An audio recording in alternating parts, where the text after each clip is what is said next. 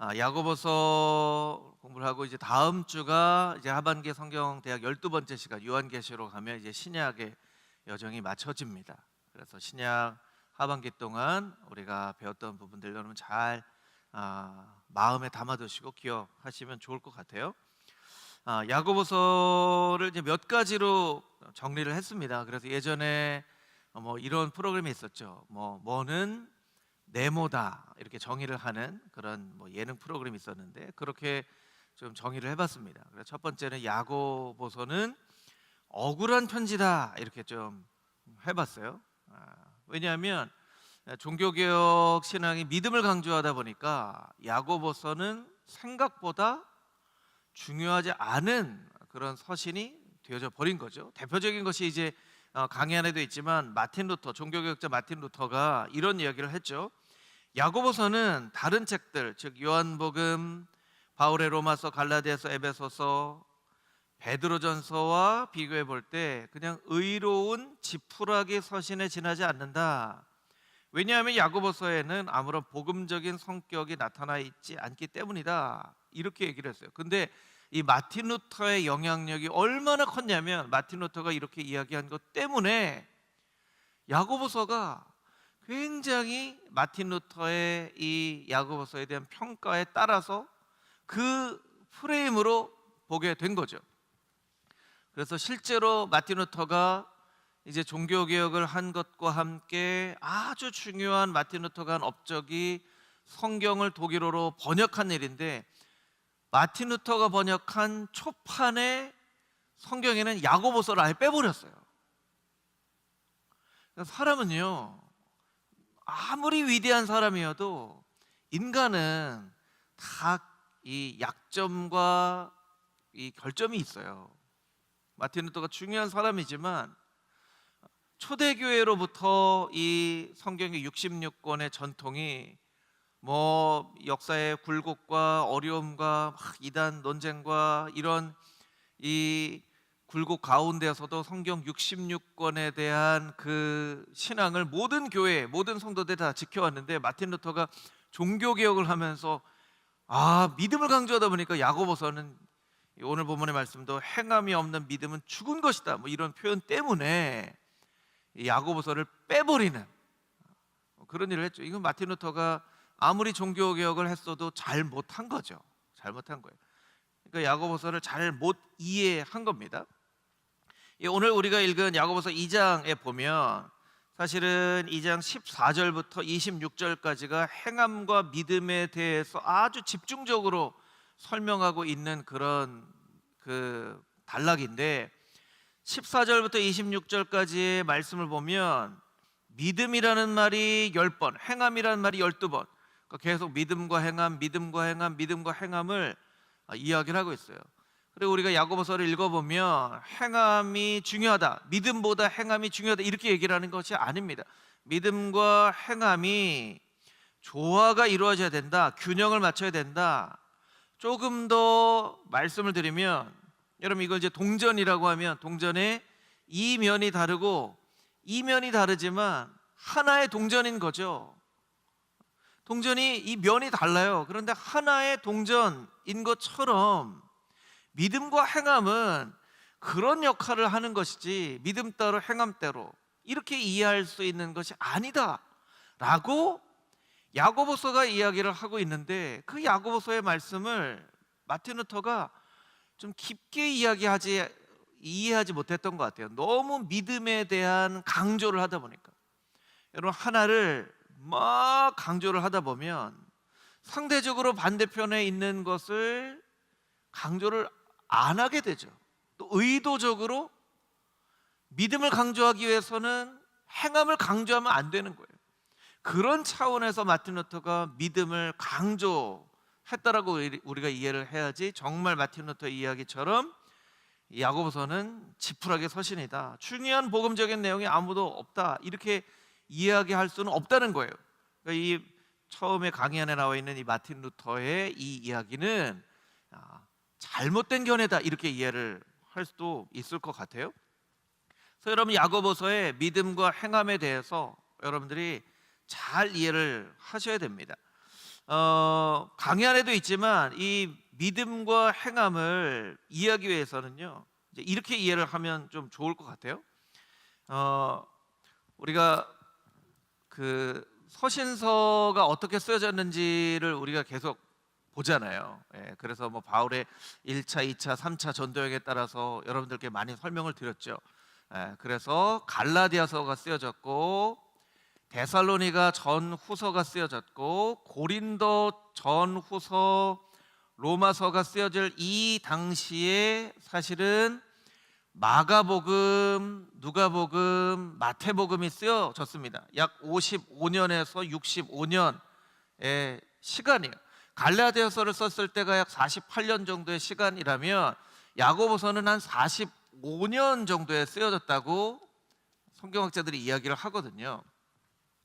이것은 이제 이렇게 이해를 하면 좋습니다. 초대교회의 야고보가 지도자였죠. 처음에는 요한과 베드로가 지도자로 세워졌는데 사도행전 한 6장 7장부터는 요한이 사라져 버립니다. 그래서 성경학자들은 요한은 너무 숫자가 많아진 초대교회의 이런 모습 가운데에서도 나는 정말 그냥 주님만 바라보며 살고 싶습니다 하고 광야로 들어가서 요한 공동체를, 그런 신앙을 가지고 있었던 사람들과 함께 요한 공동체를 만들었다라고 이야기를 합니다. 그리고 요한이 사라져버린 이 초대교회의 지도자의 역할을 예수님의 예수님의 동생이었던 야고보가 대신합니다. 그래서 처음에는 요한과 베드로가 리더였는데 오늘 새벽에도 사도행전 15장 말씀을 봤지만 초대교회 공의회를 할 때도 베드로와 야고보가 지도자로 역할을 해요. 그러니까 초대교회는 야고보의 영향력은 굉장히 컸습니다.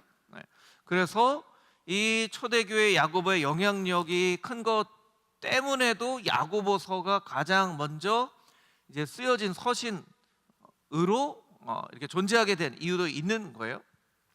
근데 우리가 이렇게 생각을 하면 좋을 것 같은데, 뒤에도 나와 있지만 초대교회는 사실은 이제 믿음에 대해서 사도 바울이 강조를 했지만 그 이전에 어떻게 믿는 삶에 대해서 먼저 강조를 했다는 거예요.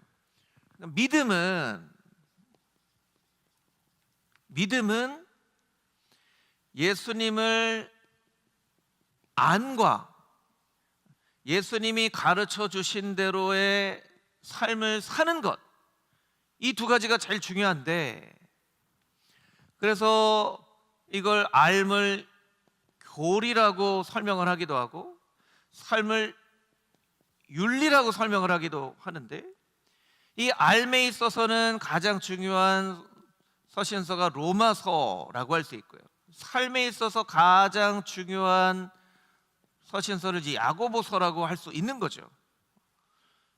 그러니까 어떻게 보면 사도 바울의 서신은 13서신서가 되어 있지만 이 야고보서는 짧은 서신임에도 불구하고 그 중요성에 비추어 볼 때는 초대교회의 두 가지 축 중에 하나의 역할을 할 만큼 아주 중요한 책이라는 거예요. 이 알에 대한 부분은 로마서도 중요한 역할을 하지만 갈라디아서도 있고 사도 바울의 서신마다 사실 어떻게 믿어야 할지에 대해서 굉장히 설명이 많이 나와 있다면, 야고보서는 짧은 야고보서의 말씀 가운데 크리스찬의 삶, 윤리적인 삶에 대해서 이야기를 하고 있고, 초대교회는 어떻게 믿는가에 대해서도 관심이 많았지만 어떻게 복음을 살아내야만 하는가에 대해서 훨씬 더 많은 관심을 먼저 가지고 있었다라는 것을 우리가 알 수 있어야 돼요. 그래서 여러분들이 믿음에 대해서도 여러분들의 신앙적인 관심이 있지만 어떻게 믿음으로 매일매일의 삶을 살아내는가 하는 부분에 있어서 야고보서의 말씀을 여러분들이 강조해도 이거는 지나치지 않다. 그래서 성경을 읽을 때 사실은 복음서에서 말씀을 많이 읽고 로마서, 바울 서신을 많이 읽지만 의도적으로라도 야고보서에 있는 말씀들을 많이 읽을 필요가 있어요. 이 강의 안에 있는 표로 또 설명을 드리면, 바울은 복음을 안으로 받아들여라 이렇게 이야기를 하고 있다면, 야고보서는 복음을 밖으로 나타내라 라고 설명을 하고 있다라고 이해를 할 수도 있어요. 이 표는 요점 성경 공부라는 책에 나와 있는 박강성 목사님의 이 설명이에요. 그래서 사도 바울의 바울서신은 그리스도로 말미암아 온전해짐을 강조하고 있다면, 야고보서는 하늘 아버지의 온전하심 같이 너희도 온전하라 이렇게 이야기를 하고 있다는 거예요. 그럼 하나님과 예수님이 가르쳐 준 게 다릅니까? 아니면 똑같은 거예요. 어떻게 표현하느냐에 따라서 다른 거죠. 사도 바울이 이야기한 것은 복음의 기초라고 한다면, 야고보서는 그 복음의 기초 위에 세워진 건물이라고 이야기할 수 있습니다. 그러니까 이렇게 설명을 할 수 있겠죠. 이게 이제 믿음이라는 것을 놓고 볼 때 사도 바울은 믿음의 근거가 무엇이냐, 이 믿음의 근거를 가지고 볼 때 나는 이런 믿음이 있습니다 라고 설명하는 거라면, 야고보서는 믿음에 대한 열매를 놓고 보면 오히려 더 열매를 놓고 보고 알 수 있다라는 것이죠. 한 사람에 대해서 우리가 믿음을 가질 때에도 그 사람이 이러이러한 사람입니다, 그러니까 그 사람이 한 말은 믿을 수 있습니다 라고 하는 것은 이제 로마서나 바울서신의 관점이라면, 내가 그 사람 어떻게 살아왔는지 아는데 그 사람 살아온 그 모든 삶의 모습을 놓고 볼 때 그 사람 참 믿을 만한 사람입니다. 이건 이제 야고보서의 관점이에요. 그래서 이것을 이제 안으로 믿으라는 것이고 이제 나타내라는 것이지만, 결국에는 이걸 옆으로 보면, 이 집으로 보면 이 믿음의 근거 위에 옆으로 세워졌지만 이렇게 집이 이렇게 세워지는 거예요. 여기 뭐 집이라고 이렇게 표현을 한다면 이렇게 세워지는 거죠. 믿음을 근거로 믿음이 세워지는 거예요. 그래서 맨 마지막에도 나와 있지만, 이 야고보서의 관심은 크리스찬의 영적인 성숙에 관심이 있어요. 영적인 성숙. 크리스찬들이 성숙해서 예수님을 닮은 삶을 살아가야 됩니다 하는 것이 이제 야고보서의 관점이고, 바울 서신은 다 그렇다고 할 수는 없지만 믿음의 근거가 탄탄해야 됩니다. 믿음의 근거가 탄탄해야 됩니다 라고 강조를 하고 있다는 거예요. 이 둘 다 중요하죠. 여러분, 믿음의 기초가 탄탄한 게 중요합니까? 잘 세워지는 게 중요합니까? 둘 다 중요하죠. 이 건물을 세울 때 기초 공사를 하는 것도 되게 중요해요. 그런데 여러분, 기초 공사만 하고 건물이 끝났다고 생각해 보세요. 이 말이 안 되는 거죠. 또 바꿔서 말할 때, 건물이 막 세워졌는데 기초 공사가 잘 안 돼 있어요. 그러면 이 건물에 들어올 때 얼마나 불안하겠어요. 얘기 들었어? 이 건물에 사실은 기초 공사가 너무 잘 안 됐대. 몇 년 전에 그 아파트들이 막 붕괴되고 막 이런 일들이 있었잖아요. 막 지하에 뭐 무슨 이 건물을 세울 때 뼈대 골조에 뭐 철근을 넣는지 안 넣는지 막 이런 얘기 있었잖아요. 그와 똑같아요. 신앙의 집이 세워질 때는 기초도 중요하고 세워지는 것도 중요하고, 야고보서가 그런 관점으로 바울서신은 구원받는 믿음의 근거를 이야기하고 있다면, 야고보서는 구원받은 믿음의 열매를 이야기하고 있다. 그런 차원에서 보면 야고보서는 참 억울한 편지이고, 종교개혁의 신앙의 후손들로서 우리는 야고보서를 더 사랑하는 마음으로 오히려 더 의도적으로 더 많이 읽고 더 야고보서의 말씀들을 많이 나눠야 돼요. 왜냐하면 우리는 어쩔 수 없이 로마서, 갈라디아서, 로마서를 굉장히 우리가 설교 시간에 목사님들도 본문의 말씀으로 많이 설교하고, 책들만 봐도요, 제가 이렇게 기독교 서적 보면요, 로마서 강해 책은 막 엄청 많아요. 야고보서 강해는 이렇게 적어요. 그만큼 관심이 많이 없는 거예요. 그래서 야고보서는 억울한 편지이고 또 우리가 의도적으로 많이 사랑해줘야 되는 편지이다. 여러분들 이렇게 보시면 좋을 것 같아요. 자, 두 번째 보도록 하겠습니다.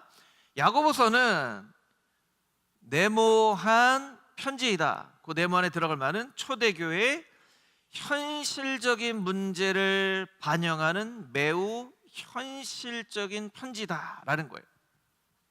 실제적인 거라는 거죠. 실제적인. 몇 가지 실제적인 주제를 살펴보도록 하겠습니다. 첫 번째, 차별과 편애. 우리가 오늘 읽었던 야고보서 2장의 앞부분에 보면 어떤 말씀이 나오냐면, 여러분 강의안을 통해서 한번 봐주세요. 내형제들아, 영광의 주 곧 우리 주 예수 그리스도에 대한 믿음을 너희가 가졌으니 사람을 차별하여 대하지 말라. 실제로 이 야고보서는요, 흩어져 있는 12지파에게 편지하노니 이렇게 2절 말씀이 되어 있어요. 그러니까 많은 교회들에게 주시는 말씀인데, 많은 교회들에 실제로 차별이 있었다는 거예요. 우리가 생각하는 초대교회 모습과 굉장히 다르죠. 우리가 생각하는 초대교회의 모습은 사도행전을 근거로 한 말씀이기 때문에 막 성령 충만하고 박해를 받아도 막 기뻐하고, 예수님의 이름으로 말미암아 박해받는 것을 오히려 기쁘게 여기고 막 기적이 일어나고, 이게 이제 초대교회의 모습이기 때문에 다 초대교회로 돌아가야 된다, 이런 얘기를 하는데, 야고보서 말씀에 근거하면 초대교회 여러 교회 가운데 차별이 있었다는 거예요. 실제로 그걸 초대교회의 전체 리더인 야고보가 직설적으로 얘기를 했다는 거예요. 차별하지 말라. 어떤 차별을 했습니까? 2절 말씀 보세요. 어떤 사람이 금가락지를 끼고 아름다운 옷을 입고 들어오는데, 또 어떤 사람은 남루한 옷을 입고 들어오는데, 아름다운 옷을 입은 사람을 눈여겨보고 말한다는 거예요. 가난한 사람들에게 말할 때는 그냥 저기 앉아 있어라 라는 거예요. 여러분, 누가 교회 올 때 요즘으로 보면 명품 옷으로 이 옷을 입고 딱 들어오면 저 사람 명품 입었네? 조심하라는 거예요. 조심하라는 거예요. 명품 옷 입는 것도 조심해야 되고, 명품 옷 입는 사람 이렇게 눈여겨보는 것도 조심하라는 거예요. 근데 여러분, 우리가 본능적으로 이건 막 내가 봐야지, 보지 말아야지 하기 전에 우리가 눈으로 이렇게 딱 보잖아요. 그러니까 우리가 얼마나 마음 가운데 이런 차별하는 마음이 있지 않도록 날마다 우리가 오직 예수님만 바라보며 살겠습니다 하지 않으면 우리가 언제나 시험에 빠질 수 있는 그런 부분이에요.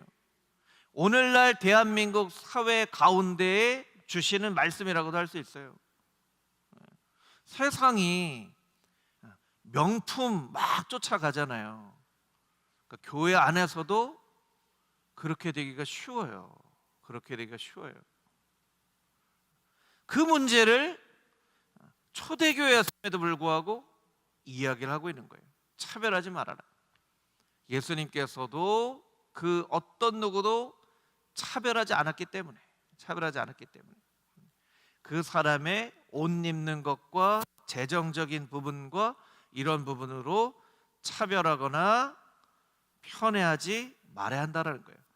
우리가 그 강의에 나오는 맨 마지막 말씀이죠. 2장 4절 말씀만 우리 같이 함께 읽어보도록 하겠습니다. 2장 4절 함께 읽겠습니다. 너희끼리 서로 차별하며 악한 생각으로 판단하는 자가 되는 것이 아니냐. 차별하는 것을 무슨 생각이라고 말씀하세요? 악한 생각이라고 말씀하세요. 악한 생각. 여러분, 악한 생각이 되어지지 않도록, 차별하지 않도록 우리가 늘 마음 가운데 기도함으로 예수님을 닮아가는 삶을 살아야 된다는 거예요. 그것을 야고보서는 이야기를 합니다. 두 번째, 우리가 잘 아는 것처럼 야고보서의 아주 핵심적인 메시지 중 하나는 언어에 대한 말씀이에요. 두 번째, 언어의 죄와 공동체의 파괴에 대해서 이야기를 하고 있습니다. 우리 3장 3절에서 6절까지 있는 말씀을 같이 함께 읽어보도록 하겠습니다. 시작. 우리가 말들의 입에 재갈 물리는 것은 우리에게 순종하게 하려고 그 온몸을 제어하는 것이라. 또 배를 보라. 그렇게 크고 광풍에 밀려가는 것들을 지극히 작은 키로서 사공의 뜻대로 운행하나니 이와 같이 혀도 작은 지체로 돼 큰 것을 자랑하도다. 보라, 얼마나 작은 불이 얼마나 많은 나무를 태우는가. 혀는 곧 불이요 불의의 세계라. 혀는 우리 지체 중에서 온몸을 더럽히고 삶의 수레바퀴를 불사르나니 그 사르는 것이 지옥불에서 나느니라. 아멘. 여러분, 하나님께서 인간을 창조하실 때 혀를 창조하셨어요. 혀는 좋은 건가요? 나쁜 건가요? 좋은 거죠. 여러분, 하나님이 지으시고 우리의 입처럼 많은 기능을 하는 게 없어요. 많은 기능을 하는 게 없어요. 그리고 우리 하나님을 찬양하고 소통하고 얼마나 많은 기능을 하는 너무너무나 유용한 거죠. 여러분, 유용한 것에 대해서 사단이 공격하기가 쉬워요.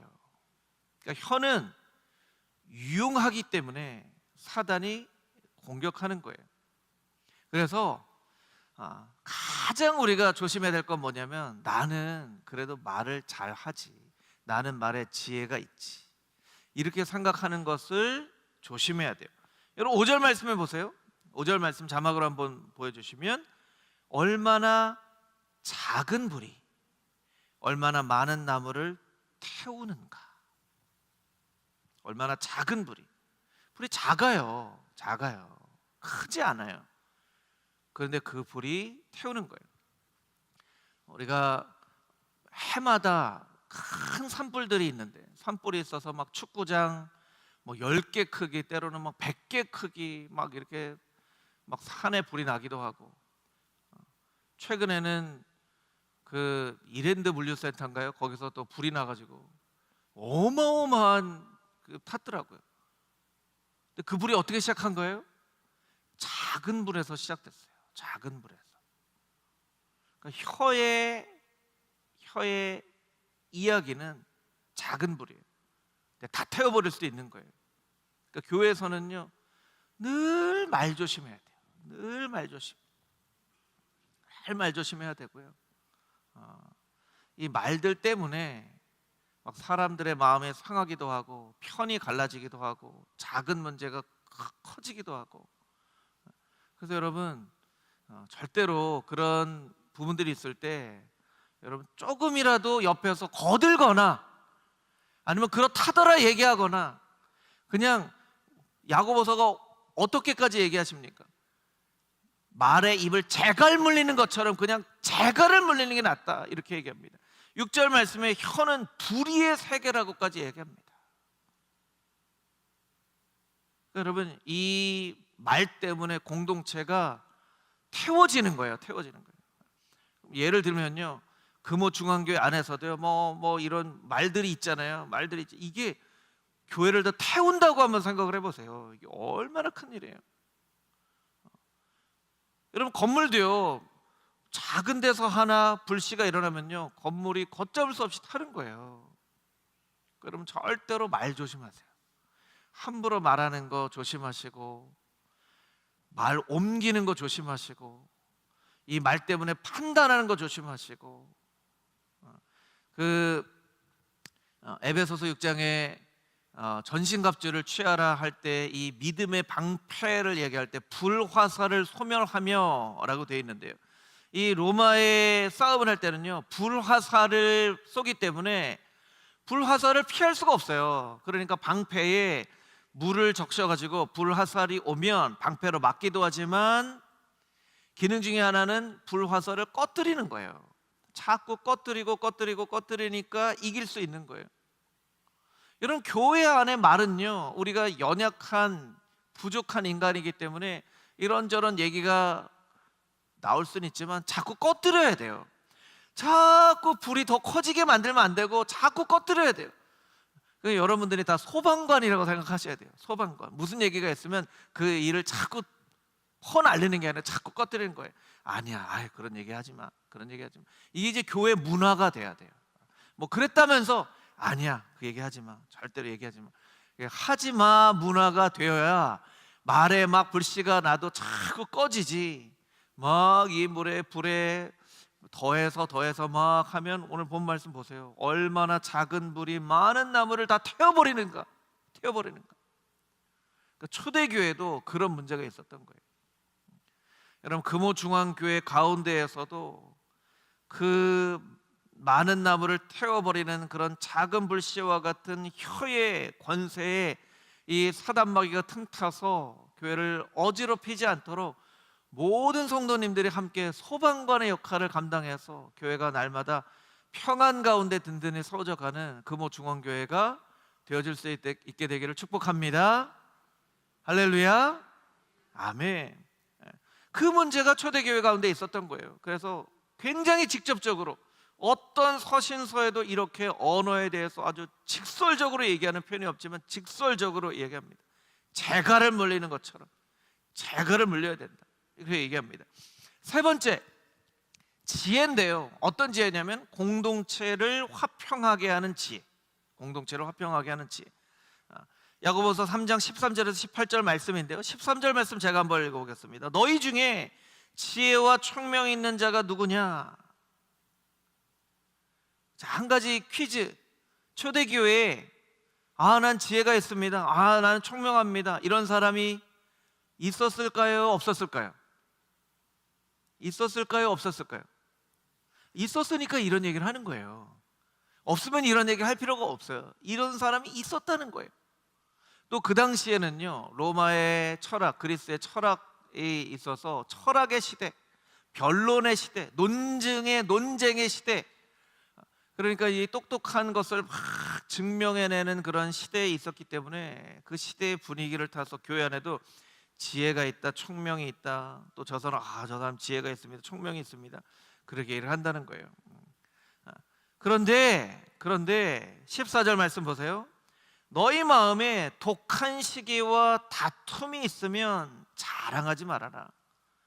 지혜와 총명 때문에 독한 시기와 다툼이 일어나기도 한다는 거예요. 싸움이요, 똑똑한 사람들 때문에 생겨요. 똑똑한 사람들 때문에 이건 이렇게 해야지, 이건 이렇게 해야지 하는 똑똑한 사람들 때문에 싸움이 생기는 거예요. 15절에 보면 위로부터 내려온 지혜가 아니다, 땅의 지혜이다. 시기와 다툼이 있는 곳에서 모든 혼란한 악한 일이 있다.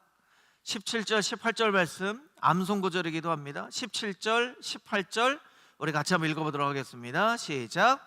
오직 위로부터 난 지혜는 첫째 성결하고 다음에 화평하고 관용하고 양순하며 긍휼과 선한 열매가 가득하고 편견과 거짓이 없나니 화평하게 하는 자들은 화평으로 심어 의의 열매를 거두느니라. 아멘. 지혜가 땅의 지혜가 있고 하늘의 지혜가 있어요. 오직 위로부터 난 지혜는 첫 번째 성결하고, 이건 깨끗한 걸 말해요. 깨끗한 걸. 지혜는요, 세상에서 말하는 지혜는 막 꾀를 내고 막 이렇게 해서 막 무언가를 하는 이게 지혜라면, 하늘에서 내려는 지혜는 그냥 마음이 깨끗한 사람이에요. 마음이 깨끗한 사람. 화평케 하는 자는 복이 있나니 하나님의 아들이라 일컬음을 받을 것이요. 하나님의 아들의 역할은 뭡니까? 그 사람을 통해서 하나님을 보게 하는 거죠. 하나님을 보게 하는 거예요. 아들을 보면 아버지를 알 수 있잖아요. 그러니까 아들을 보면 아버지를 알 수 있는 거예요. 하늘로부터 내려오는 지혜는 첫 번째 성결하고, 그 다음에 화평하고, 화평을 17절에도 말하고 18절에도 말합니다. 그러니까 하늘에서부터 내려오는 지혜는 공동체를 화평하게 하는 지혜. 똑똑한 건요, 올바른 걸 얘기를 하는 게 아니에요. 공동체를 화평하게 하는 것이 정말 똑똑한 거예요. 이렇게 생각을 해보면 좋습니다. 설명을 드린 적도 있었던 것 같은데요, 우리가 이제 지혜가 없는 사람이 있고 지혜가 있는 사람이 있어요. 이걸 깨닫지 못하는 사람이 있고 이걸 깨닫는 사람이 있어요. 이렇게 네 가지 영역으로 나눌 수가 있습니다. 제일 위험한 사람은 어떤 사람이냐면요, 자기가 지혜가 없는 걸 모르는 사람이에요. 지혜가 없는 걸 몰라요. 다른 사람은 알아요. 자기는 몰라요. 위험한 사람이에요. 그러니까 지혜가 없는데 자기가 지혜가 없는 줄 모르고 막 얘기를 하거나 일을 하거나 하죠. 이런 사람은 이제 위험한 사람. 두 번째, 지혜가 있는데 지혜가 있는 걸 몰라요. 이 사람이 이제 겸손한 사람이라고 할 수 있습니다. 온유한 사람이죠. 온유한 사람. 왜 온유한 사람이냐면요, 이 사람은 똑똑한 이야기나 똑똑한 행동을 하려고 의도적으로 생각을 하지 않아요. 아, 내가 오늘 똑똑한 행동해야지, 똑똑한 말 해야지, 아, 오늘 모임 때, 아, 오늘 사람들 만나는데 내가 정말 똑똑한 얘기를 해야지. 그리고 얘기를 하다 보면 내가 이 얘기를 하면 사람들이 막, 그 사람은 그렇게 생각하지 않아요. 그런데 이야기를 하다 보면 굉장히 지혜로운 말을 하고 똑똑한 이야기를 해요. 온유라고 하는 말은요, 성경에서 온유는 힘이 많은데 그 힘이 잘 컨트롤이 되는 것을 온유라고 해요. 그러니까 야생마가 길들여진 상태를 온유라고 해요. 우리는 온유가 이렇게 좀 차분한 사람, 좀 나긋나긋하는 사람, 이 사람 온유라고 생각하지만 성경적인 관점에서 보면 힘이 있는데 그 힘이 다 컨트롤이 되는 거예요. 그러니까 여러분, 이 사람과 비교할 수 있는 사람은 이제 네 번째 유형에 있는 사람이죠. 지혜가 있는 것을 스스로 아는 사람. 이 사람이 이제 교만한 사람이라고 할 수 있어요. 아, 나는 똑똑해. 아, 나는 많이 알아. 아, 내 판단이 제일 맞지.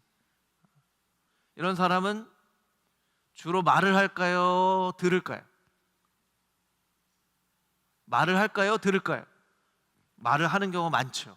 말을 하는 경우가 많아요. 왠지 자기가 똑똑하니까, 자기가 늘 정답을 알고 있으니까. 이 교만하기 쉬운 사람이에요. 그래서 온유한 사람과 교만한 사람의 차이는, 이 사람은 스스로 지혜 있다는 것을 늘 자기가 인식하고 있는 사람이고, 이 사람은 아, 나는 부족합니다. 하지만 이야기를 듣거나 행동을 들어보면 언제든지 지혜로운 말을 하고 지혜로운 행동을 하는 거예요. 의도하지 않지만. 그리고 자기가 지혜가 없는 것을 스스로 아는 사람을 이제 겸손한 사람이라고 하죠. 겸손한 사람. 그래서 우리는 어떻게 돼야 되냐면, 이 겸손한 사람에서 온유한 사람으로 성장해야 돼요. 우리 신앙의 성장의 방향이 있다면 겸손한 사람에서 온유한 사람으로 나아가야만 하죠. 그래서 여러분, 열심히 우리가 하나님께 지혜도 구하고 성경의 말씀 배우기도 하고 열심히 노력을 해야 돼요. 열심히 노력을 해야 돼요. 그런데 그것을 자기 스스로가 잊어버릴 수 있어야 돼요. 아, 나는 내가 많이 알고 있구나.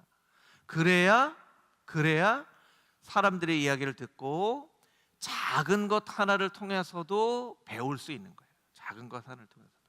여러분, 어른들도요, 어린 아이들을 통해서 배울 수가 있잖아요. 정말 멋진 교회는요, 어른들이 어린 아이들을 통해서도 배울 수 있는 교회. 어린 아이들을 어른들이 막 교육해야 된다고만 생각하는 교회가 아니라 어린 아이를 통해서도 어른들이 배우는 거예요. 아, 오늘도 우리 꼬맹이한테 내가 이거 하나 배웠네 하는 교회가 정말 성숙한 교회가 되어지는 거예요. 이제 교회 나온 지 얼마 안 된 새 가족이에요. 초신자예요. 여러분, 우리가 초신자에게서도 배울 수 있습니다. 초신자에 배워야 돼요. 우리가 초신자에게 뭔가를 가르쳐야 된다고 생각하는 거는 조금 옛날 방식일 수 있어요. 그래서 저는 사실 요새 좀 고민이 되는 게, 우리가 새가족 교육 하잖아요. 새가족 교육이 필요해요. 새가족 교육이 필요한데, 어떤 면에서 한편으로 새가족이 교회에 왔는데 새가족을 교육한다는 것 그 자체가 필요하긴 하지만 이게 우리가 좀 관점을 바꿔서 새 가족을 교육해야지라고 하는 우리의 그 생각이 이게 맞는 생각인가 하는 것 자체를 한 번쯤 우리가 좀 생각을 해볼 필요도 있을 것 같아요. 이거 이제 성도님들과 함께 나누는 생각이에요. 우리 자녀들도 우리 유아유치부, 아동부, 청소년부 또 막 교육합니다. 그런데 선생님들이 아이들을 교육한다고 하지만 어떤 면에서 보면 함께 배워가는 그런 교육의 방법으로 이렇게 바뀌어져 가야 되는 것이 아닌가. 요즘은 이제 옛날에는 선생님이 아이들을 가르친다고 하지만 요새는 아이들에게 선생님이 배우기도 하고 친구들끼리 배우기도 하고, 이 알미라는 것이 위로 배우고 아래로 배우고 옆으로 배우고 이렇게 다양해지는 이런 시대 가운데 교회 안에서도 그런 어떤 좀 부분들이 좀 있어야 되지 않을까, 뭐 이런 고민을 해봅니다. 근데 결국에는 이제 말씀드리고자 하는 것은 우리의 신앙의 방향은 겸손해서 온유함으로 나아가는 그런 방향으로 되어져야 된다. 그래서 이 야고보서는 공동체를 화평케 하는 지혜에 대해서 설명을 하고 있다라는 거예요. 실질적인 부분에서 한 가지만 더 살펴볼까요? 야고보서는요, 재물과 사회적인 불의의 문제에 대해서도 우리에게 이야기를 하고 있습니다. 야고보서 5장 말씀에 보면 이렇게 얘기를 하고 있죠. 들으라 부한 자들아, 너희에게 이 말 고생으로 말미암아 울고 통곡하라. 3절 말씀을 같이 한번 읽어볼까요? 3절 말씀 함께 읽겠습니다. 너희 금과 은은 녹이 쓸었으니 이 녹이 너희에게 증거가 되며 불같이 너희 살을 먹으리라. 너희가 말세에 재물을 쌓았도다. 여러분 3절 말씀을 어떻게 이해하시겠어요? 말세에 재물을 쌓았도다. 사실 이 가운데 있으신 분들 중에 재물이 여러분의 집이나 가정에 쌓여져 있지 않은 사람은 한 분도 없으실 거예요. 한 분도 없어요. 어느 정도의 돈이라도 다 쌓여져 있죠. 여러분 통장 잔고가 0원이신 분 있어요? 0원. 여러분 지갑에 돈이 하나도 없으신 분 있어요? 그런 분은 없으시죠. 그럼 말세에 우리 이제 말세를 살아가잖아요. 우리가 예수님 다시 오실 이 말세를 살아가고 있는데, 말세에 재물을 쌓은 사람, 이 사람 정말 큰일 났다 이렇게 얘기하는데 이거 어떻게 해석을 해야 돼요? 그럼 우리가 통장 다 비워서 해야 됩니까? 그게 아니라 여러분 그 다음에 나와 있는 말씀들과 함께 비교를 해봐야 되죠. 4절 말씀도 같이 한번 읽어보겠습니다. 4절 보라, 너희 밭에서 추수한 품꾼에게 주지 아니한 삭시 소리 지르며 그 추수한 자의 우는 소리가 만군의 주의 귀에 들렸느니라. 아멘. 이거 어떤 얘기냐면 우리의 삶의 중요한 가치가 재물을 쌓아두는 것보다 이 세상에 어려운 사람들을 돕는 것에 훨씬 더 많은 가치가, 무게중심이 가 있어야 된다는 거예요. 재물 쌓지 말라는 게 아닙니다. 이거 재물 쌓으면 죄다 이런 얘기가 아니에요. 재물을 쌓아놓는 것은 중요하게 생각하는데 이 땅 가운데 어렵게 살아가는 삶에 대해서는 왜 아무런 관심도 두지 않느냐 라는 말씀이에요. 그러니까 여러분들이 야고보서 말씀을 읽으면서도 어떻게 이해를 하셔야 되냐면, 우리가 어떻게든 우리의 삶 가운데 더 어려운 사람들, 힘든 사람들, 조금이라도 나의 도움을 통하여서 삶의 질이 나아지는 사람들에 대해서 관심을, 무게중심을 계속 많이 갖게 되면 우리가 재물을 쌓아도 이게 균형 잡힌 삶이 되어지는데, 재물만 쌓고 살아가는 것은 잘못된 신앙의 길로 걸어갈 수 있다라는 것을 설명하는 거예요.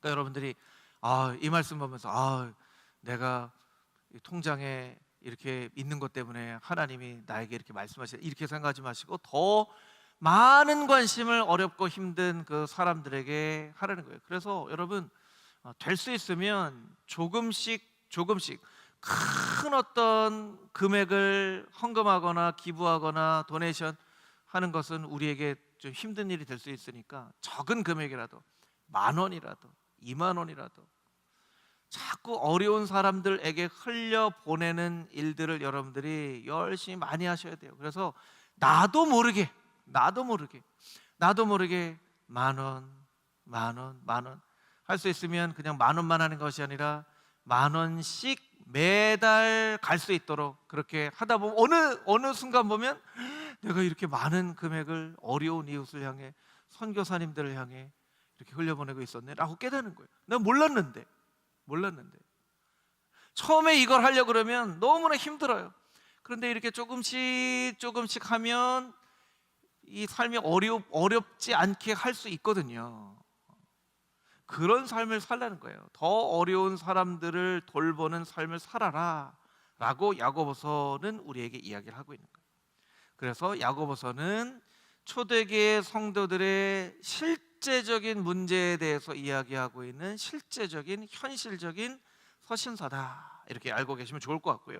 여러분, 야고보서의 이 말씀들을 여러분이 잘 읽어보시면, 5장으로 되어 있는 말씀들 열심히 읽어보시면, 오늘 이제 4가지를 말씀드렸지만 그 외에도 굉장히 구체적인 그런 말씀들이 잘 설명이 되어 있습니다. 여러분들이 한번 보시면 좋을 것 같아요.